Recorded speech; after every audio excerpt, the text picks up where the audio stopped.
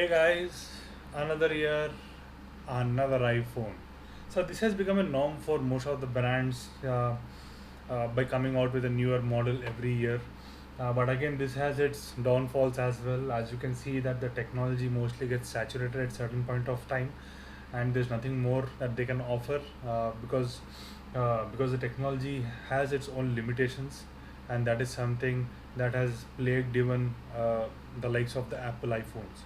So yesterday we had seen the launch of the iPhone 13, and it has four models to offer: the iPhone 13, 13 mini, the 13 Pro, and the 13 Pro Max.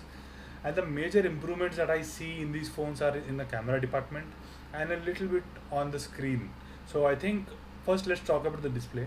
I think the display has been the best part of the iPhone over the years. I think they are a little bit saturated and really looks good, and the kind of pulse width modulation that they have on the screens, because these are all OLED screens, and everyone might be knowing that OLED screens are really bad for the eyes when they are not when they're not being integrated properly with the phone. So people start getting headaches and they get start getting hallucinations and all.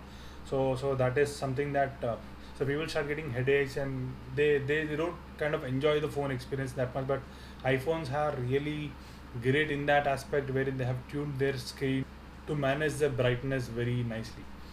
So that is something that iPhones have been known for, that is perfection. So this year's iPhone 13s have a little bit more better brightness level, so they can go up to 800 nits, and for HDR content they can go up to 1200 nits. So that is something that you might need when you are using your phone outside in bright sunlight, and that is only limited to the screen. I think these are the only update screen, and the one more thing that they have is a ProMotion 120 hertz. I think they are a little late to the party. Every other phone manufacturer already has this in their phone models. Even the low end models that they can boast of, they have a 120 hertz screen. That's not a big deal in iPhones, because even the 60 hertz screens are decent enough for the iPhones for a decent experience. I have not seen that much of a stutter in a 60 hertz iPhone display. I think you might see a little bit of an improvement, and also they have made sure that the 120 hertz is not fixed for any at any point of time. Whenever you use the phone, you start touching it, and then you start scrolling. Depending on how fast you're scrolling and what is your response on the screen, the refresh rate changes from 10 hertz to 120 hertz. So that is really amazing, because that can really save you a lot of battery. So the next important major improvement that the iPhone 13s have is in the camera department. So if you see for the iPhone 12, you have the cameras vertically mounted here, but in the iPhone 13, you have it on the diagonal. And that is because the ultra wide camera is a little bigger in the iPhone 13s, and that is mainly because they also have the optical image sensor stabilization in the iPhone 13 that was in the iPhone 12 Pro Max, and that actually makes sure that the sensor moves around, it stabilizes instead of the lens moving.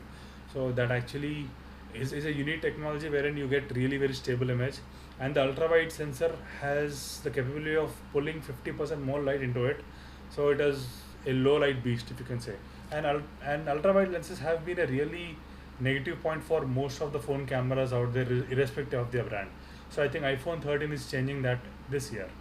And in the iPhone 12 Pro and 13 Pro and 13 Pro Max, the ultra wide cameras also come with a macro feature, wherein wherein the camera can focus as close as 2 centimeters, and that is something that the macro photographers will love.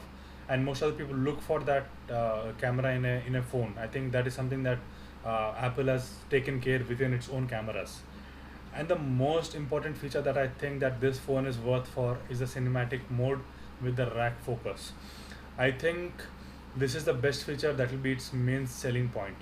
The rack focus is only found in cinema cameras, wherein you just focus items, subjects, objects, whatever, before, front, back. You kind of move the focus back and front. That's a really difficult task for people who are handling DSLRs or mirrorless. It is really difficult to handle that manually. For that, you have this rack focus features, wherein you have this manual pulse or probably some automated pulse in bigger camera brands, wherein it does the job for you. But the iPhone, it has automated it for you within its own cameras. So whenever you're taking a video, if a person is looking at the camera, it focuses at you, your background blurs, and when the subject moves away, it tracks your eyes and it focuses on the object that is behind you. That is so cool, right? So, and also you have an option wherein you can just record the video and later on you can edit the video with the rack focus and wherever you want to focus it. That is so cool. So this is something that I think people like us, the content creators, will really love to have. Uh, just by an iPhone, you can have all your content shot by an iPhone in 4K 60. I think that is something that is really great. So that is a really selling point for Apple this year.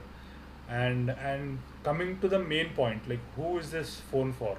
If you see the prices have not been changed. It's the same as the last year. There were a lot of rumors that the silicon chips, as they are very rare to get by these days, and the rates have been increased by 20%. The rates might have been pushed towards the consumers like us, but that didn't happen, thankfully, and the rates are at what they are. So I think it's a very good buy this year for people who are really photography enthusiasts, who are really are into content creation. They can get this phone for the camera, and the people who are having already 11 or 12 and they're not much into content creation, or probably they might not need the rack focus feature. I think they can still be with their own phones. They don't need to upgrade. But if you are a content creator, if you want to create nice content with your family, or you want a really great camera, this is the only way to go. Buy the iPhone 13, 13 Pro, 13 Pro Max. So those are my thoughts, guys. So I am really very impressed by the minor upgrades that we have on the iPhone this year. That really makes it worth a buy in 2021. Thanks, guys, for watching. I'll talk to you in the next one. Bye bye.